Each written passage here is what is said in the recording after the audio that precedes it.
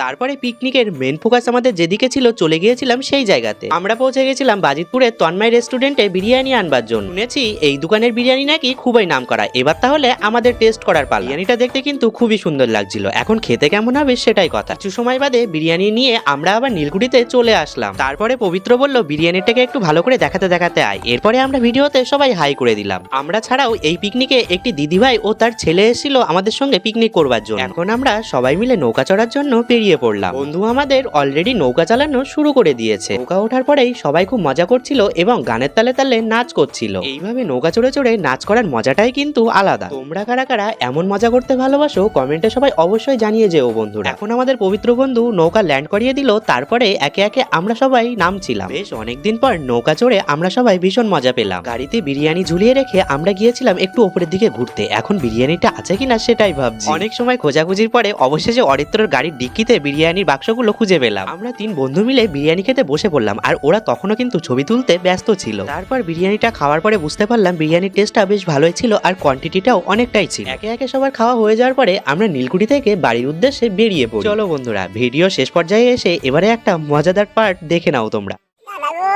নমস্কার।